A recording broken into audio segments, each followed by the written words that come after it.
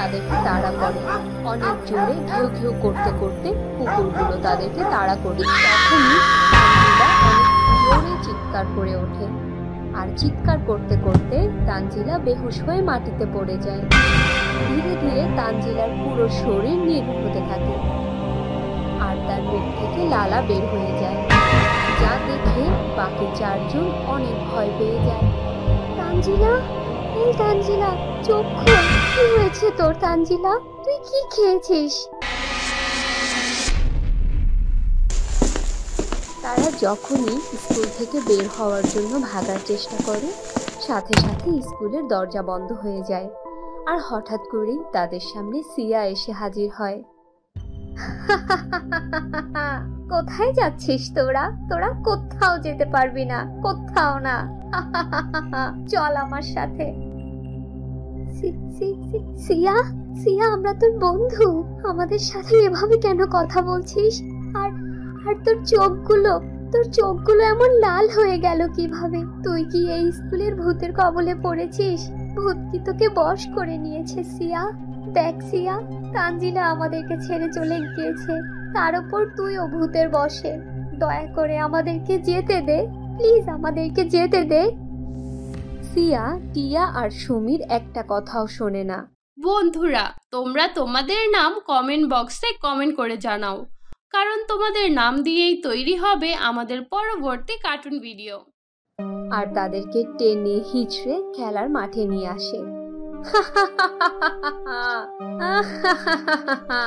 আরে দেখো সবাই, মনে হচ্ছে আজকের রাতটা আমাদের জন্য অনেক লাকি। প্রথমে একজনকে শিকার করেছি, তারপর আরো একজনকে শিকার করলাম, আর এখন তো দেখি আরো 2টা শিকার নিজের পায়ে হেঁটে হেঁটেই আমাদের কাছে চলে এসেছে। মনে হচ্ছে আজ আমরা সবাই পেট ভরে খেতে পারবো। এই দুজনের কাছে থেকে অনেক মজার মজার গন্ধ বেরোচ্ছে। উফ, মানুষের মাংস আর রক্ত ভীষণ মজার। এসো এসো, আমাদের কাছে এসো।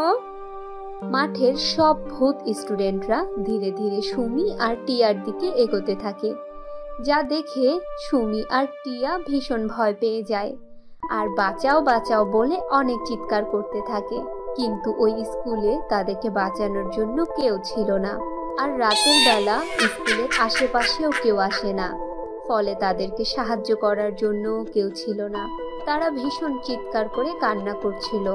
যখন সব ভূত স্টুডেন্টরা তাদের কাছে চলে আসছিল, ঠিক তখনই এক রাক্ষসী তাদের কাছে আসে, আর তাদেরকে থামিয়ে দিয়ে বলে, আরে আরে আরে, থামো তোমরা সবাই।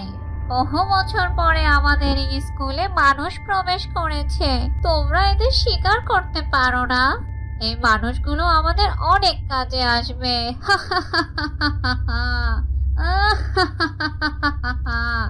অনেক বছর পরে স্কুলে মানুষ এসেছে, এদেরকে দিয়ে আমাদের অনেক ফায়দা হবে, বুঝতে পেরেছো তোমরা সবাই?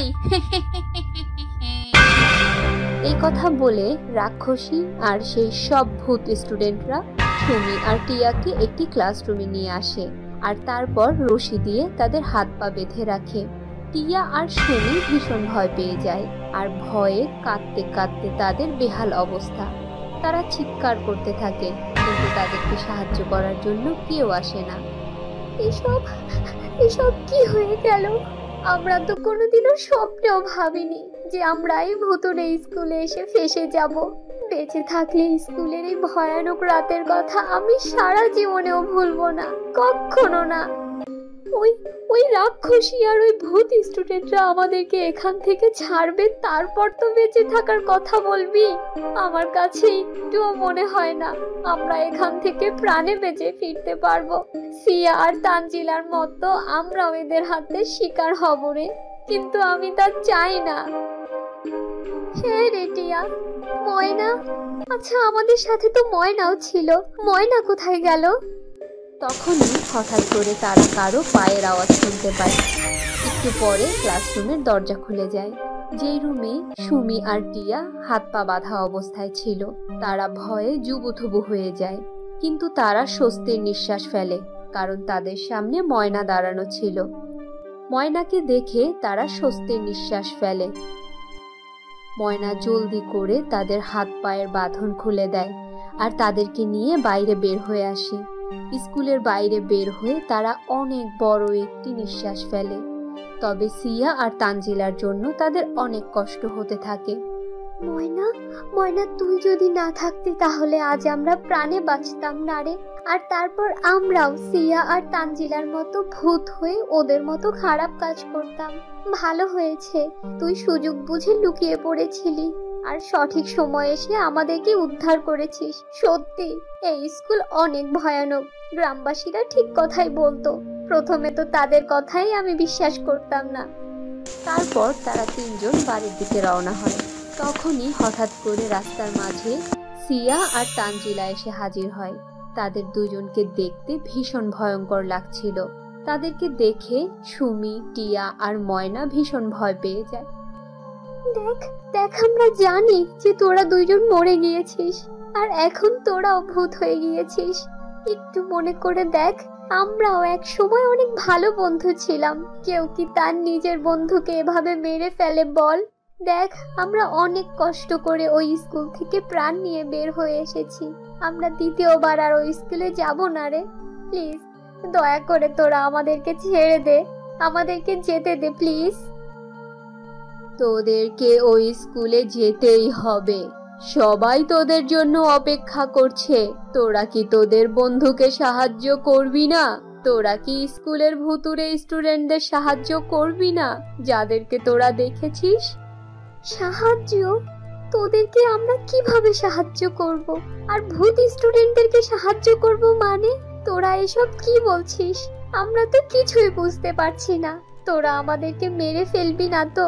তোরা আমাদের কাছে সাহায্য চাইছিস, কিন্তু আমরা তো সাধারণ মানুষ, তোদেরকে কিভাবে সাহায্য করব? সিয়া আর তানজিলা তাদের তিনজনকে সাথে নিয়ে ওই স্কুলের মধ্যে যায়। আর ওই স্কুলের মধ্যে সেই রাক্ষসী আর সব ভূত স্টুডেন্টরা তাদের জন্য অপেক্ষা করছিল। তিন বান্ধবী তাদের সবাইকে দেখে ভীষণ ভয় পাচ্ছিল। তখন সেই রাক্ষসী বলে, তোমরা ভয় পেও না, আমরা তোমাদের কোনো ক্ষতি করব না। এক সময় আমিও এই স্কুলের প্রিন্সিপাল ছিলাম আর এই স্টুডেন্টরা সবাই এই স্কুলে লেখাপড়া করত। কিন্তু একদিন এক দুর্ঘটনা আমাদের সব খুশি ছিনিয়ে নিয়েছে আর আমরা সবাই আগুনে পুড়ে মরে গিয়েছি। সেদিনের পর থেকে আজও আমাদের আত্মা এই স্কুলে ঘুরে বেড়াচ্ছে। আমরা কারো কোনো ক্ষতি করতে চাই না। আমরা তো শুধু মানুষের কাছে সাহায্য চাই, যাতে করে আমাদের আত্মাকে মুক্তি দিতে পারে। যদি তোমাদের কথাই সত্যি হয় তাহলে তোমরা আমাদের বন্ধুদেরকে কেন মেরেছো? ওদের কেন ক্ষতি করলে? সুমি, আমাদেরকে এরা মারেনি, তবে আমাদের মৃত্যু এই স্কুলে এসেই হয়েছে। আর মারা যাওয়ার পরে আমরা জানতে পেরেছি এই স্কুলের সব ভূত স্টুডেন্টরা কত মুসিবতের মধ্যে রয়েছে, এরা কতটা নির্মম পরিস্থিতির মধ্যে রয়েছে, আর এদেরকে আরো কি কি সহ্য করতে হয়। আর এই কারণে আমরা সবাই মুক্তি চাই। তোরা কি আমাদেরকে মুক্তি দিবি না? যদি তোরা আমাদেরকে মুক্তি না দিস তাহলে আমাদের আত্মা এইভাবেই ঘুরতে থাকবে আর আমরা এভাবেই দিনের পর দিন পেরেশান থাকব। তোমাদের এই নির্মম অবস্থার জন্য আমাদের সত্যি অনেক খারাপ লাগছে, কিন্তু আমরা তোমাদেরকে কিভাবে সাহায্য করব? আমরা তোদেরকে কিভাবে মুক্তি দিব বল?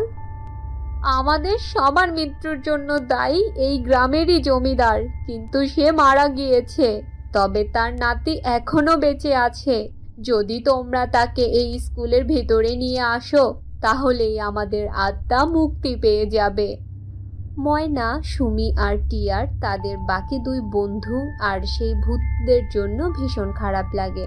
আর তারা তিনজন ভূতদেরকে ওয়াদা করে সেখান থেকে বের হয়ে আসে আর তারপর জমিদারের নাতিকে স্কুলে নেওয়ার জন্য প্ল্যান করতে থাকে। এভাবে কিছু সময় পার হয়ে যায়। তারপর একদিন তারা জমিদারের নাতিকে স্কুলে নিয়ে আসে আর ওই সব ভূতেরা তাদের মৃত্যুর প্রতিশোধ জমিদারের নাতির কাছে থেকে নেয়। তারপর এই স্কুলটিকে সারা জীবনের জন্য ছেড়ে চলে যায় আর স্কুলটি আবার আগের মতো স্বাভাবিক হয়ে যায়। ময়না, সুমি আর টিয়া গ্রামবাসীদেরকে সব কথা খুলে বলে। সেই স্কুলের আসল কাহিনীর কথা সবকিছুই তারা বলে দেয়। আর তারা এটাও বলে এখন আর কারো ভয় পাওয়ার কোনো কারণ নেই। সিয়া আর তানজিলার মা বাবার অনেক কষ্ট হয় তাদের মেয়েদের হারানোর জন্য। আমি সেদিন স্কুলের ভয়ানক রাতের কথা কখনো ভুলবো না। ওই কালো রাত আমাদের 2 বান্ধবীকে আমাদের থেকে ছিনিয়ে নিয়েছে। সেই ভুতুড়ে স্কুল থেকে বেঁচে আসা 3 বান্ধবী সেদিনের ভয়ঙ্কর কালো রাতের কথা কখনোই ভোলে না। তো বন্ধুরা, এই ছিল আমাদের আজকের গল্প। আশা করি গল্পটি তোমাদের কাছে খুব ভালো লেগেছে। ভালো লাগলে আমাদের আজকের গল্পটিতে একটি লাইক দাও, কমেন্ট করো আর তোমার বন্ধুদের সাথে শেয়ার করো।